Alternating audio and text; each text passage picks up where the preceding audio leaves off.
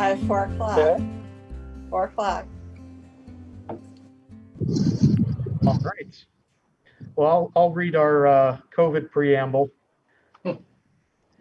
To ensure public safety and comply with the governor's safer at home order in response to the COVID-19 virus, the Sister Cities Advisory Board will hold a public meeting on Thursday, October 22nd, 2020 at 4 p.m. using communications media technology.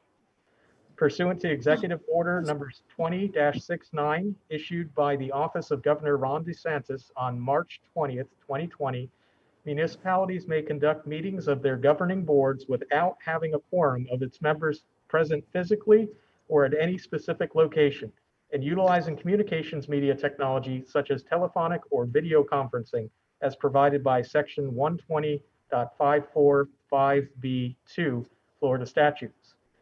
This meeting is held on the Zoom platform. The city will be accepting public comment at this meeting from in-person attendees or by staff presentation of pre-written public comments. Citizens wishing to provide comments on an agenda item are encouraged to do so in advance through written comment. The city has established the following two options to ensure public comment for a virtual meeting. Number one, e-comments via Granicus. E-comments is integrated with the published meeting agenda. Individuals may review the agenda item details and indicate their position on the item. You will be prompted to set up a user profile to allow you to comment, which will become part of the official public record. The e-comment period is open from the time the agenda is published. Comments received during the meeting will become part of the official record if posted prior to the closing of public comment. The city clerk will read received comments into the record. Number two, council chambers. Additionally, like any other Sister Cities Advisory Board meeting, the public may provide public comment during the meeting at the main library council chambers, 100 North Osceola Avenue. Due to COVID-19, all speakers desiring to appear in person will be subject to all applicable emergency measures in place to prevent the further spread of COVID-19. Speakers who appear in person will be subject to screening for symptoms of COVID-19. Any persons exhibiting any symptoms of COVID-19 will not be permitted to enter council chambers, but will be able to participate through the remote options described above. All right, and I will turn it over to our chair, Mr. Ballard. Okay, I'd like to call the meeting of the Clearwater Sister Cities Advisory Board to order. It is presently 4:02 p.m. And is there a motion to approve the minutes of the meeting of January 23rd, 2020? So moved. So moved. Second. Okay, all in favor? Aye. Aye. Aye. All opposed? Motion passes. Are there any citizens to be heard regarding items that are not on the agenda? None present in City Hall. Okay. I knew that answer. Okay, so new business items. David, do I we will have? turn it over to Mr. Hubbard. Just before we go on, David Pearson, do we have any e-comments? No? Okay. Okay, Pat. Gotcha. Pat's shaking her head no? Not at the moment. Oh, no. All right. Okay, Mr. Ballard, we are ready to go. Okay, new business items. I will turn it over to Mr. Hubbard. Okay, thank you, sir. Item 4.1, welcome member Brewster to the Sister Cities Advisory Board. Michael Brewster sends his regrets. He had a production emergency this afternoon and cannot join us. But I did have a little introduction of him. He will serve as our local business community representative and is the chief production officer at Monin, that's located right here in Clearwater. Oh, That's So awesome. we are a full board of 7 now. One thing, Lucas, your appointed period that you're filling in is coming up. Would you like to continue serving on the board? Yes, please. Okay, Possible. I will mark you down. Thank you very much. All right. Item 4.2, review and update on the 60th anniversary visit to Clearwater. So it's been a long and winding road since we were originally set to send a delegation to Nagano in October of 2019. We were planning a scheduled visit and then after needed to reschedule because of the typhoon. And COVID-19 was just beginning to spread throughout the world at that point in time. Since then, I've been in contact with Nagano International Relations in regard to a delegation visiting Clearwater in February of 2021. As of right now, Nagano has expressed a cautious interest in traveling here, but it looks like they are remaining realistic in what foreign travel is asking of us these days. Though there's no travel restrictions to come into the United States, they would have to quarantine for 2 weeks when returning to Japan. So that is taking quite a bit of their interest right now. They're scheduling a evaluation meeting with their mayor for a final decision. And both cities agree that preparing for a delegation takes time and significant efforts. So we've set a deadline for the decision by November the 13th. I imagine we'll hear a little bit earlier than that, but that's sort of our date at which anything too much past that is asking a lot to get everything set up. All right. I've expressed our realistic stance that we understand that travel has become more challenging these days and that COVID has made planning for future events a lot more uncertain.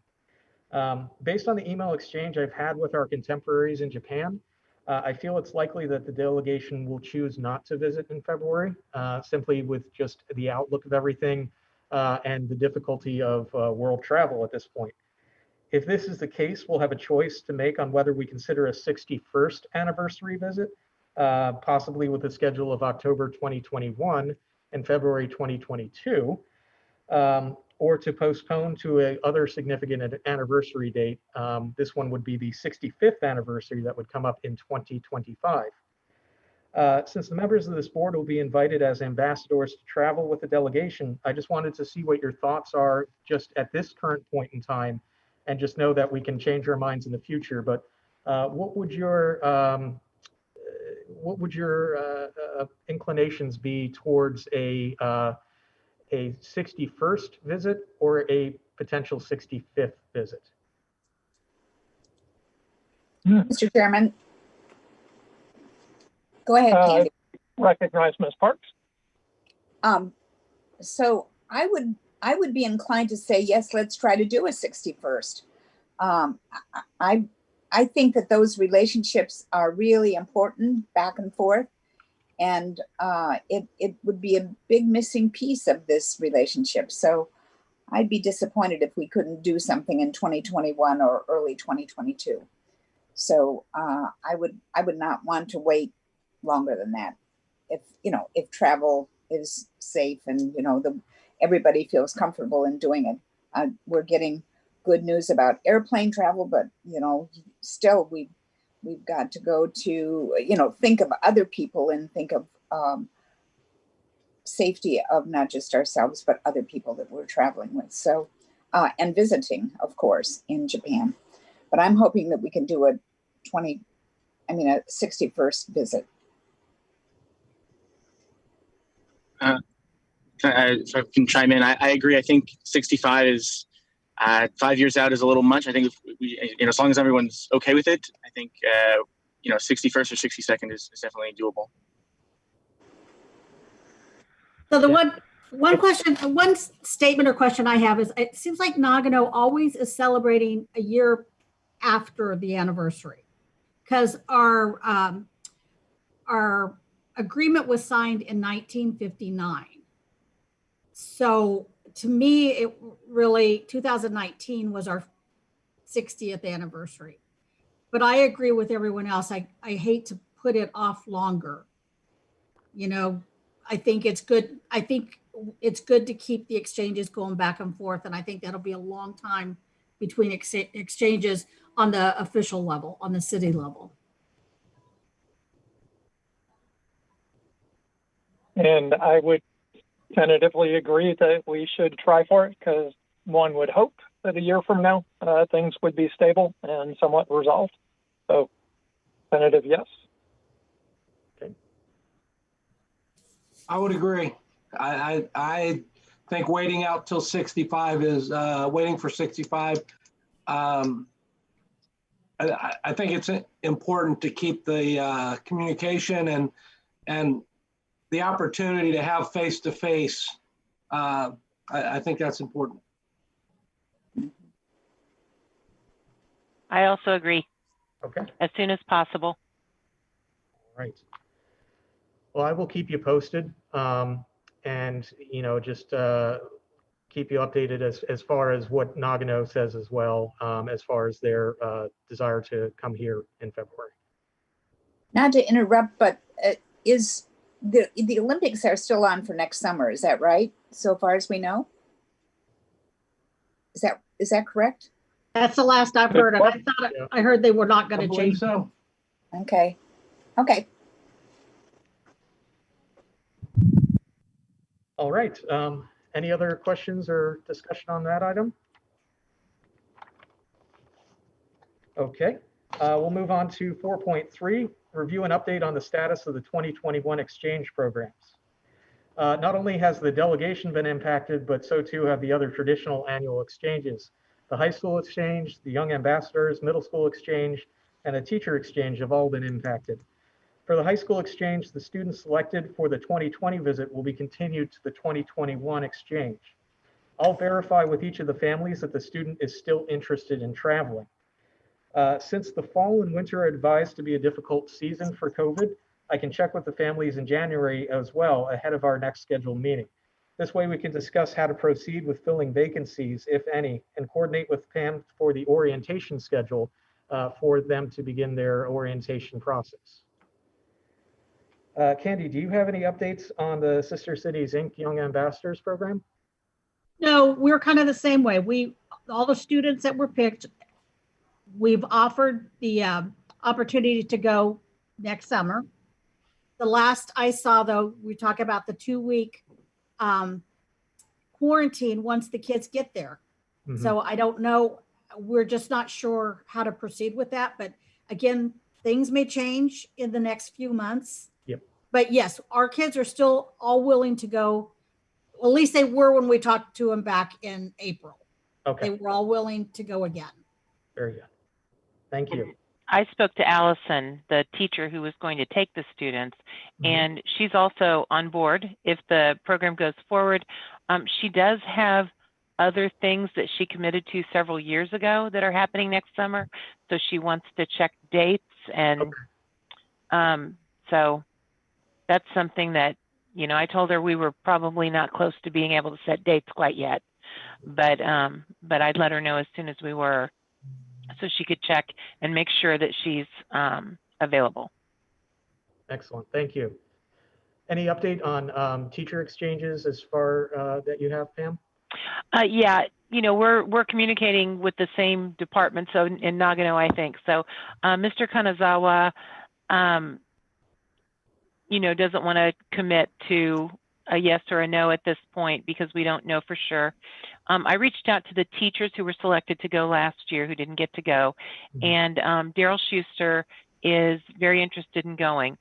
And last year, his wife was one of the people who applied and was initially selected, but ultimately ended up not going because they still had a child in college. And they were a little concerned with both of them being out of the country at the same time while there was a child still in college. And so that child is now a full-grown adult with a big girl job. And Deidre has let me know that she would be interested in going. The other person who was selected to go last year, I've emailed her twice and I texted her once and she has not responded. So I'm thinking that she's probably out. So, you know, if she gets in touch, you know, we can talk about it. But anyway, we have people who are willing and ready to go if it goes forward. Okay. Thank you, Pam. Mm-hmm. Any other discussion on that item? Okay. 4.4, review and update on the progress of the Sister City discussions with Bourges, France. Since the last time we met, there's been a change in administration with the election of a new mayor in the city of Bourges. When the office of the mayor changes, so does the cabinet, including the International Relations Administrator. Our previous conversations with the vice mayor of Bourges were met with kind of a lukewarm response in establishing a sister cities relationship, despite that initial contact that they had sent to us, which was a little puzzling. But with the change in administration, I've been in touch with the new International Relations Administrator, and she is interested in rekindling that discussion and relationship. So that is great. I wanted to ask the board, and just to certify, since it has been some time that's passed since the original progress of it, is the board still interested in establishing that relationship? Yes. Yes. Absolutely. I see a lot of Yes. Absolutely, yes. All right, thank you. Of particular interest is that our new business community representative is Rick Monin. It is a company that was established in Bourges in 1912. So I've previously been assisted in my conversations with the city by Mr. Jean-Charles Faust.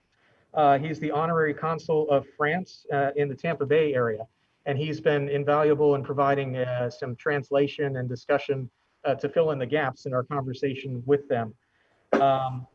It's something that I'd also like to ask Mr. Brewster when I do get to talk with him about Monin being interested in participating as well, to establish a sister kind of economic relationship with Bourges as well. Right.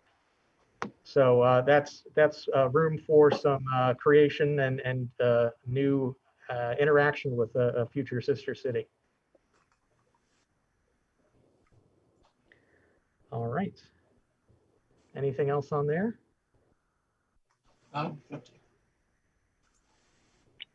What's the timeline on formality of this? We've got a resolution that was created. We would just need to establish the partnership agreement. So we're already in motion as far as the official capacity per Sister Cities International. So we would just need to draft that up, basically specifying what the exchanges would be, how often, and the participation of that process, which would not be too difficult. Great. So you're thinking, Christopher, that Mr. Brewster may be able to help facilitate some things here to move them along with the city? I think so. And they are in communication with France quite often, being the satellite arm of the organization here in Clearwater. Also, they have an employee that's gone back and forth between Bourges and Clearwater as well. So they might be a connection of interest that will be able to help us and assist us through as well. Good. That's great. I'm excited. Yeah. Me too. Yeah, me too. All right. So item 4.5, review and update on the Young Ambassadors Travel Scholarship. This is something that I'd like to put some attention back onto, is the hardship scholarship for the Young Ambassadors program. The City Council set aside $3,700 for two $1,850 scholarships that would assist two middle school students in traveling as part of the Young Ambassadors program. Wow. That's When great. did that happen? It was actually before I came back here to the city. So I was Really? going back through my notes. And so I wanted to bring that up to the board. Council requested a policy for how the hardship will be determined. So I've done some research into other scholarships and assistance programs in our county and outside, as far as scholarships and other travel assistance, and then looking into other sister city travel programs. The common definitions that I've encountered have been the following as far as hardship: that the student is in need of financial assistance, such as a low-income family, a recent job loss or illness or injury to the family, eligibility for SNAP, the Federal Supplemental Nutritional Assistance Program, eligibility for TANF, which is the Temporary Assistance for Needy Families through the State of Florida Department of Children and Families, if the student is in foster care, and if the student is considered homeless, which is a variety of different definitions. But the one for Pinellas County Schools is that The student is sharing housing with other persons due to loss of housing, economic hardship, or similar reason. They're living in motels, hotels, trailer parks, or campgrounds due to the lack of alternative adequate accommodations. They're living in emergency transitional shelters, are abandoned in hospitals, or are awaiting foster care placement. So it is a rather broad interpretation of it, encompassing a lot of different potentials that a student could be in. So those are the most common that I've seen as far as expressing a hardship. I've got a little board that I'll bring up here. I'll share my screen for a second just to make things a little easier.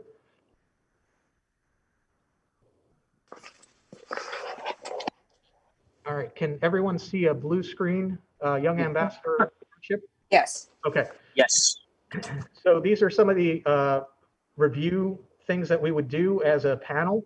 We look to certify that they meet one of these requirements. And like I had read off, low income, free or reduced lunch at school, eligibility for SNAP or TAMP, recent job loss, injury or illness, they're in foster care or considered homeless. As far as requirements for the student, they would have to live within city limits and enrolled in middle school. They would need a letter from a teacher, counselor, coach, or mentor, putting them forward and nominating them for a scholarship, that they maintain a 2.5 GPA, and though not required, but definitely a plus, that they participate in groups and clubs, particularly focused on international topics such as culture, economics, languages, and world studies. So just wanted to have, oh, and also the student would be required to give a post-trip report to the city council to follow up with that. So I just wanted to see how the board felt about advancing that and if they are okay with moving that on to the level that I'd be able to start presenting that towards the city council. I'd like to hear from Pam, because at first blush, it looks good to me, but you know, what do you think, Pam? Yeah, I think that it does look good.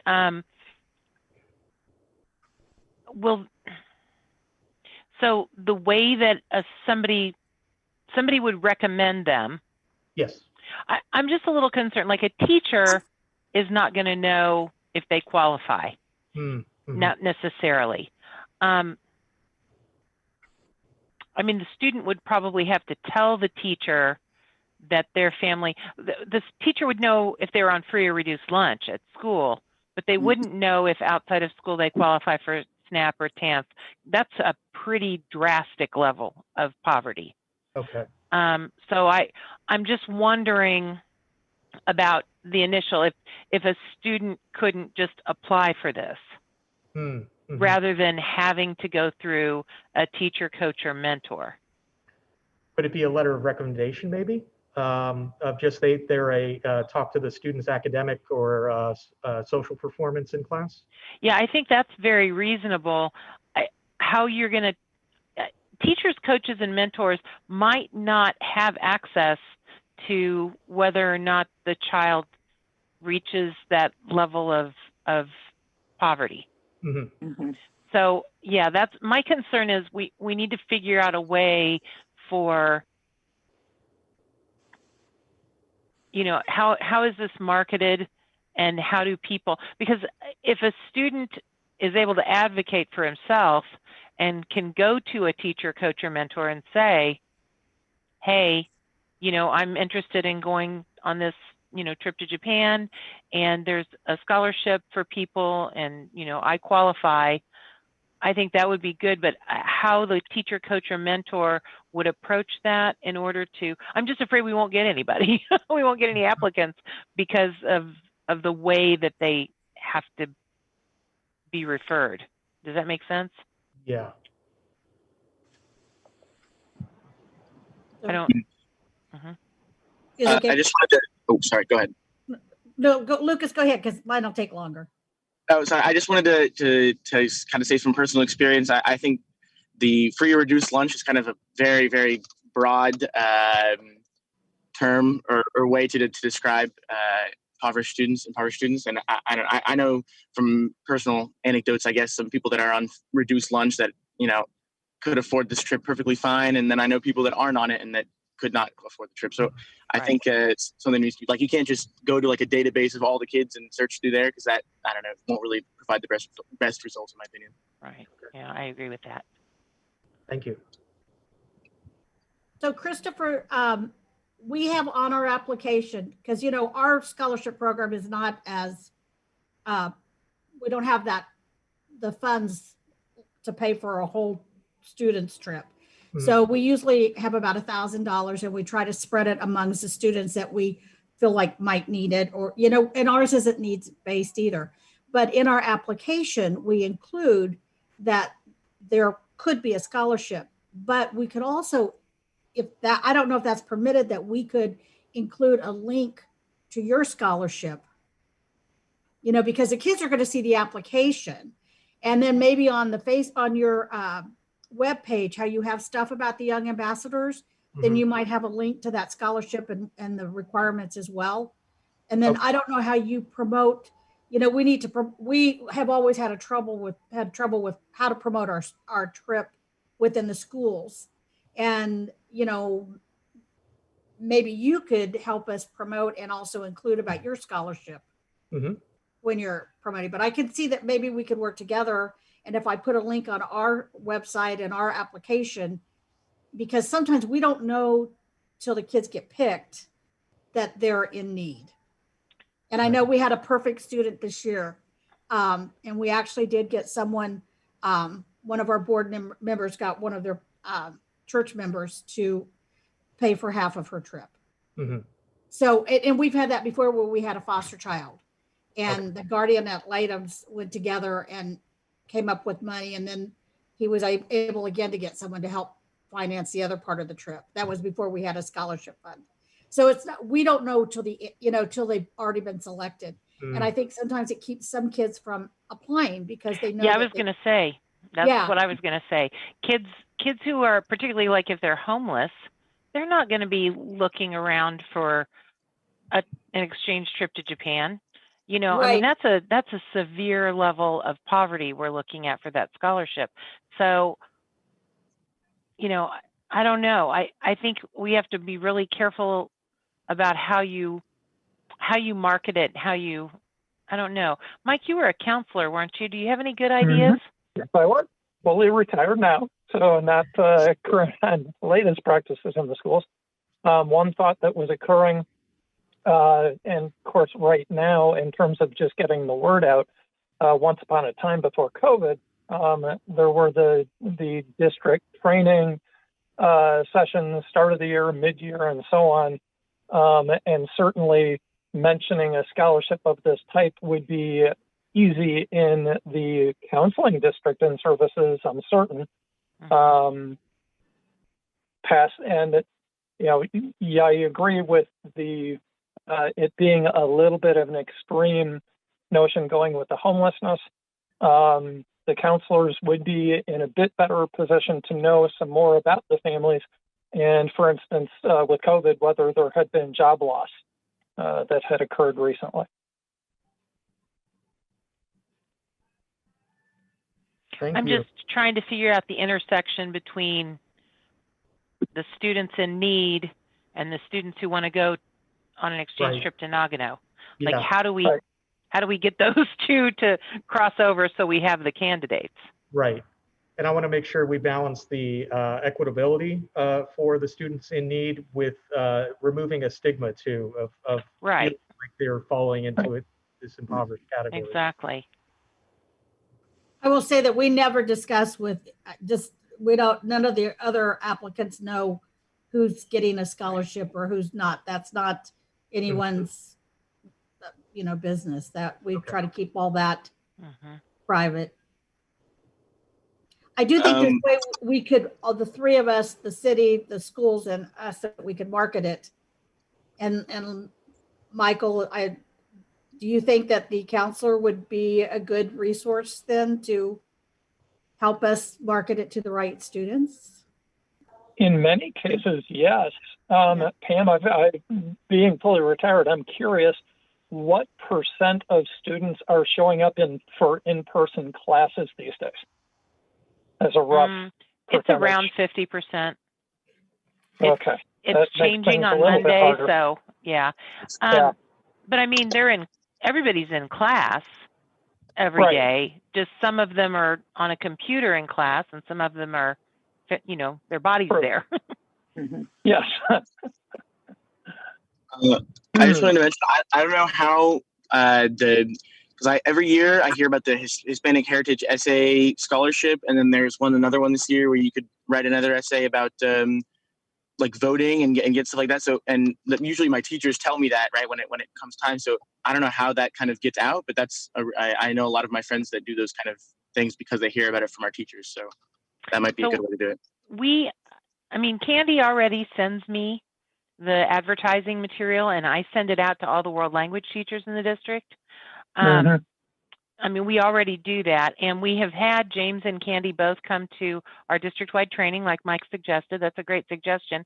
We've also had them at our events. Actually, we planned it. I don't know if you guys ever did come to International Day or not, but we talked about it. And I think James canceled at the last minute. He was going to come and do that, and he canceled at the last minute. But this is going to need to target specifically kids in Clearwater, though. Yes. So even though Right. I can send it out, and the thing that's difficult is that those kids don't necessarily go to school in Clearwater. They can go to any middle school in the district that has an application program. So, Right. it's complicated. But that's basically the high school thing, because Right. those are limited to Clearwater residents as well. And then Right. that gets out to the students. Yeah. So it's just a different level. I just wonder, I think one of the best things was a few years ago. Chris, were you there? I can't even remember who was with me. I know there was a student with me. Maybe it was just the two of us who went on Bay News 9. It was a student. Oh, wow. Yes, that was the most impactful thing because their That was- grandparents got involved. right. And that was one of our young ambassadors that went Yeah, with you. he was fantastic. Martinez. Lucas, I think his name is Martinez. Yeah, Martin Martinez. Yeah. So That's the advertisement I think is a great idea. If somebody, Chris, if you could go on Bay News 9 and talk about this new scholarship for people, Bay News 9 is on at banks and at it's all over the place. Right. And I think that's a great way to get the news out. We also have we ever used, Candy, trying to think what it's called, Peach Jar? I don't even know what it is. I think we have in the past. Yeah. I'm thinking we have too. Peach Jar is a service that the district has that all parents in the district are invited to sign up with their email address, and then they carefully vet anything that and like outside entities. I could post it for free because I'm a district employee and it's a program that's endorsed by the district, but outside companies and entities that want to advertise to the masses can post things. And I'm wondering if that might not be a good way to go too. But I think if we work on the marketing, if we can get on Bay News 9, get them to talk about it a little bit, something like that, and then also use Peach Jar because that goes directly into the email addresses. Again, if somebody's got an email address, that means they've got a device of some sort. And when we're talking about SNAP and TANF, you're talking about people that don't have two pairs of pants. Right. So I think, I don't know. That's going to be hard. It's going to be hard to find the people who qualify for that. But they don't have to have SNAP, do they? But they could have SNAP. That's one way. Yeah. Okay. So they don't have to, but at least the free and reduced lunch would be a way to get them to qualify for the scholarship. It'd be a starting point. Of course, this year is going to be kind of crazy since we have our same students. But some of our students may need that now, because who knows what's happened Yeah. since they applied last year, and their families may be out of work, and I don't know if their situations have changed or not. Mm-hmm. Yeah. Hey, Well, for the current Chris. students, it's easy enough just to send out the requirements and see who applies for it, I guess. But Yeah. Chris, I think you and I can talk about it. But I was under the impression, as my recollection is, we set up these parameters, but I don't think they were hardcore to the point that the student has to be at that level to get the scholarship. I think those students, if there are students in that category that want to apply, and they would get maybe some extra weight based on that. But my understanding is the money that we have budgeted is available to be used, and maybe we need to go back. It needs to go back to the council. Maybe we need to go out and give the program, give Sister Cities program the opportunity to disperse the scholarship money as it sees fit, basically. Okay. Yep. I think that's something we probably want to do. I mean, we budgeted the money, it's sitting there to be used. But I don't know, my recollection, I mean, it doesn't make a whole lot of sense to say, to me, someone who's in the SNAP and camp program, that they're probably not even going to apply, just because, let's face it, the cost of a trip to Japan, $1,800 isn't going to pay for your trip to Japan, and they're probably not going to be able to afford the balance of it. So I just, I think we might need to polish this thing up a little bit better. Sure thing. Yep. So I'm excited, though. yeah, Very me excited. too. That's awesome. Do you know when it was approved, Christopher?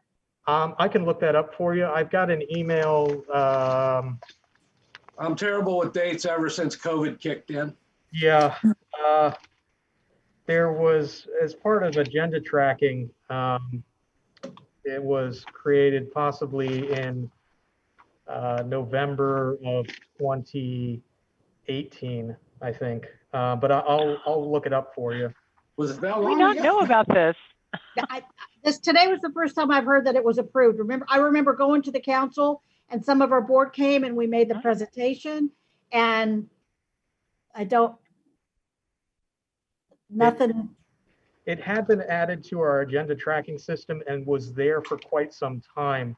I got an email from Parks and Recreation, so it would have predated me coming back to the city. It might have been in the interim year and a half that I was gone. Yeah, maybe it was in that transition time when the person in charge changed a couple of times. Yeah. That would make sense. Sounds like it. Perfect sense. Yeah. Yeah. All right. Doesn't matter. We're ready to go now. Yeah. All right, Hoyt, I can set up something with Patty to maybe talk to you a little bit, and I will further refine this and try and breathe a little more life into it. Yeah, give it some more flexibility as far in permissiveness, as not make it. Yeah. All right. All right. Thank you all. I appreciate it. Okay. Any other comment on that? This seems a little presumptuous, but Hoyt, I assume there is no carryover, so we wouldn't get that from last year's budget? Doubtful, but what's the worst thing we can be told? No. Yeah, you can always ask the question. Yeah. Sure. I mean, the money that wasn't used was probably already put into reserves, so to pull it out of reserves would take council action. I'm not sure we can go there, but we'll see. Okay, well, I understand, but worth an ask anyway. Okay. All right. So we would move then to item 5.1 in old business. Item 5.1 is discuss potential program expansion for the Nagano Sister City program. Some ideas now that we're dealing with COVID-19 and personal assembly is looking quite different these days, as evidenced by our Zoom conference. An idea of that we've been floating with Nagano is a virtual exchange in which current exchange students could participate in a Zoom or a WebEx conference together. And they would be able to interact with a group of Nagano students. The city could facilitate and host that call to provide access to it, and find a reasonable time for both cities to participate, since we are either 12 hours or 13 hours different from Nagano, depending upon the time of year. Maybe even weekends. The students can ask one another questions in sort of an icebreaker style game format, get to know one another ahead of a prospective exchange visit, and just sort of bridge the gap in our communications with students in a time that we wouldn't traditionally have our exchange programs. So that's one idea there. We've also got a virtual artist exchange. Cultural Affairs would host a digital gallery of artists from the Nagano area and participate by sending art from our own area and a reciprocal exchange. And then another idea I had was Japanese Learning e-Center. Nagano could recommend videos and other resources that we could provide to our citizens as an education on Japanese life. They could be promotional videos, tourism, cooking demonstrations, or video visits to popular attractions. And the main intent behind that would be to provide a platform for people to be able to get to know our sister city a little bit better. And as if we proceed further with Bourges, we could do the same thing for them, and just have a resource that people could learn from in a time where there's more and more web-based learning or computer-based knowledge. So I would assume if they would do a learning e-center for their area, then we would do the same for Clearwater too. Yes, correct. Okay. And would the students then kind of work together and do that? That's the high school and the young ambassadors? It's a great idea. That is a wonderful idea.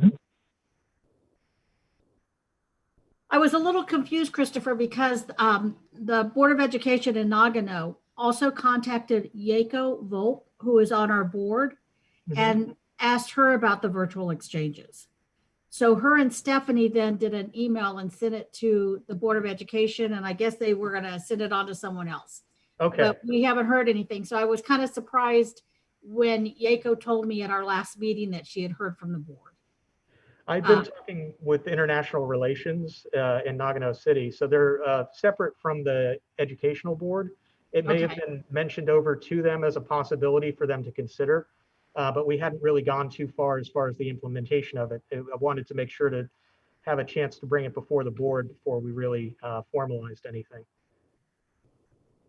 Okay. I think it could be fun for the students, our students, to work on a presentation and show life in Clearwater. I think it would be great. Me too. Pam, is that something that we would have to run through the teachers, or is it something that kids could do in their own time like they do the orientations? I think you could do it either way. To me, it just makes sense to incorporate it into the orientations, because Candy, you guys do orientations too, right? Right. Yeah. So I think it would be easy enough to, because part of the orientation is them teaching, finding things about their own lives that they're going to share when they're in Japan. So I think, taking those things and putting them together and providing them on a website would be a great idea. Okay.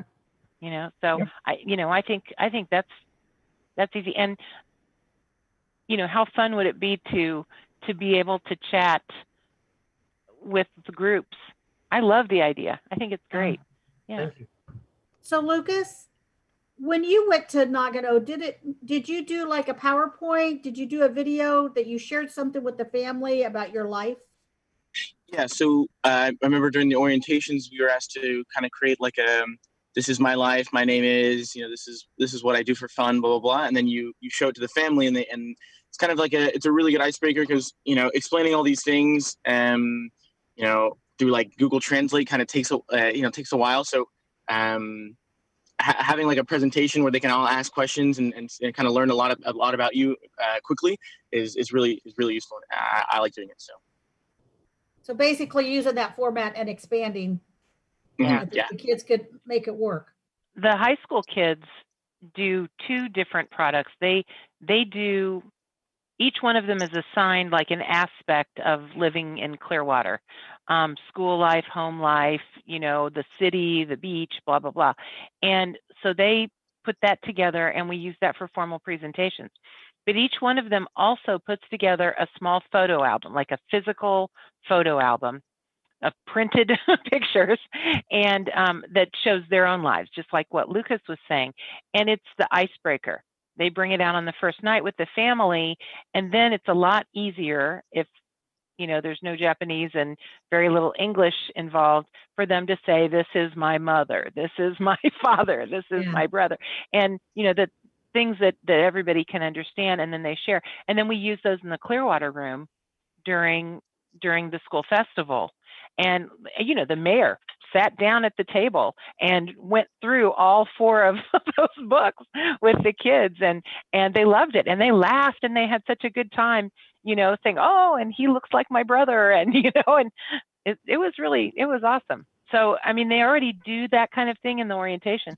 So I think capturing some of that and putting it together on a website is a fantastic way to make it really personal, not just, you know, promotional material from Clearwater, which is also good, but you know, what life is like.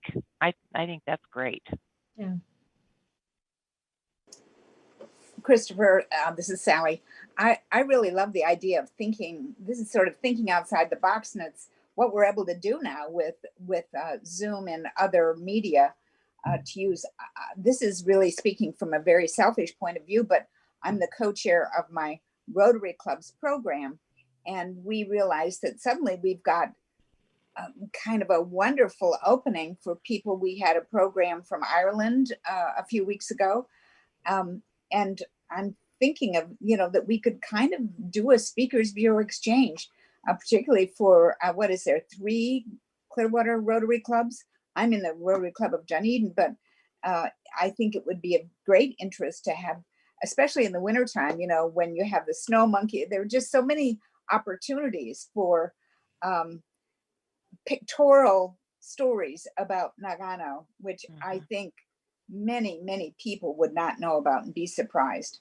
And the flip side is that there's Rotary clubs in Nagano, I've been to them too, who are looking for speakers who might like to know more about the Sister City program, not only its history, but lifestyles in Clearwater and so on. So just an idea to throw out, entirely different from what you have, but I think I do believe that we could have a lot of fun with it.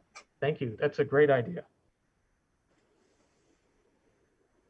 And that might include the artist exchange, as well as some economic complementary businesses, technology in Japan, which, by the way, when I lived there, I was stunned that they were not more sophisticated with technology, but you know, that probably changed a lot. And then I think life in Nagano, what people's homes are like, and what their outdoors are like, and what, you know, their gardens, all kinds of things that could be real storytellers. And of course, there's many wonderful sites in the greater Nagano area that could be stories in themselves.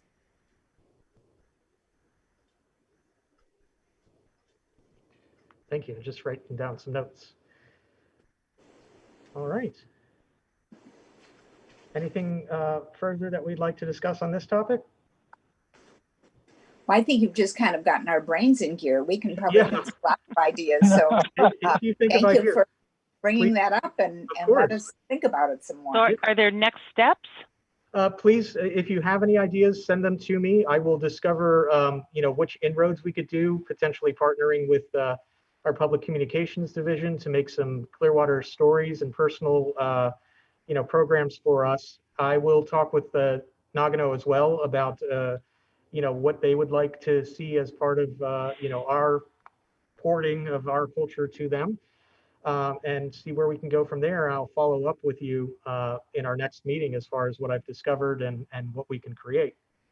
Sounds You good. might also think about talking to the Tourist Development Council, because they may be very interested in helping to film some high points of Clearwater. I mean, of course, it's a major destination, and I think a lot of people would be interested in, they've probably got some B-roll that we could use, if nothing else, for a video if we were going to do that.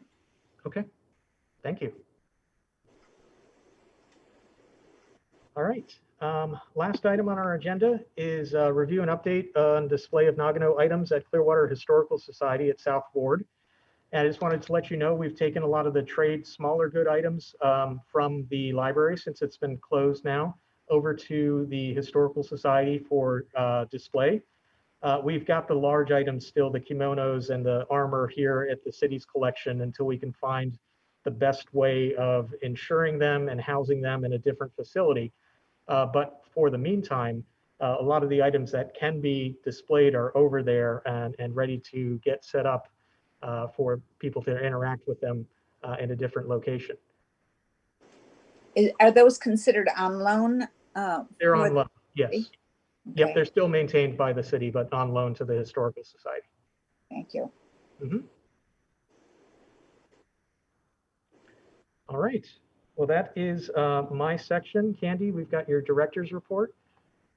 Not a lot going on in sister cities right now. Last we talked, we were interviewing the students. We had, I think, like 31 students, and we ended up, Nagano was going to allow us to bring 12 students, because they bring 12 students and we've always just taken 10, but they said, no, we could bring 12 as well. So we were able to get it down to 12 students who we thought it was going to be a fantastic group. We made it through the first 2 orientations. Things started getting crazy. And basically when Japan closed its borders, we had to cancel the trip. But as I said before, all the students are willing to go again next year. At least they were back in April. We're staying in touch with them. We, no events right now. We were going to try to do a scholarship fundraising event at Hamburger Mary's like we usually do, but we just had a meeting last week and we just still don't feel like it's safe to bring our members out, so right now we're just trying to stay in touch with each other, and we do have our monthly meetings. And but back to the Historical Society, Stephanie Chill, who is on our board, also works for the Museum of Fine Arts in St. Petersburg. And we're going to work on a display to house some of those items that you're taking over and some that we have had donated to our members. Great. We have a bunch of ideas. We've also have talked about working with the Clearwater Garden Club and doing a Japanese garden outside close to where I think the restrooms are, is where they said that they would think that would be a good location for that. Grant Rawlinson's daughters have a couple items that they're willing to donate to put in the Japanese garden area. So we really haven't touched base with the garden club yet, since things, were kind of on hold, but maybe now that things are being moved over there, we'll start, at least that's an outside activity that we could all do and feel safe. But so we have a few ideas going, but no activities right now. Okay. All right, thank you. But I'm excited about our activities and what we discussed today. Yeah. All right, I'm glad you like them. Are there any board members to be heard on any other topics? Christopher, I'd like to circle back to 4.2, where you talked about the anniversary visit. You mentioned 2 dates, October 2021 and February 2022. Were those considered incoming, outgoing, or one of each, or what? I'm not quite clear. Outgoing to Japan would probably be October, and incoming would be February, like we had originally set up for this time. Okay. That's just an idea, of we could certainly change it depending on our availability and theirs as well. Right. But just projecting out some possibilities. Thank you. My sister and I are both hanging fire with the airlines, who are been very good about postponing us, but we just like to keep them informed so that they know what's going on. Mhm. So that's good to know. Thank you. Thank you. All right. Well, I try and keep us to an hour, and we're kind of right at the edge. So if there is no further discussion, I'll turn it over to Mr. Ballard for our officiating. Is there a motion to adjourn this meeting of the Sister Cities Advisory Board? So So moved. moved. Is there a second? Second. Okay. All in favor? Aye. Aye. Aye. All right. Thank you, All All everyone. right. Everybody Good to take see care. everyone. Very nice to see you.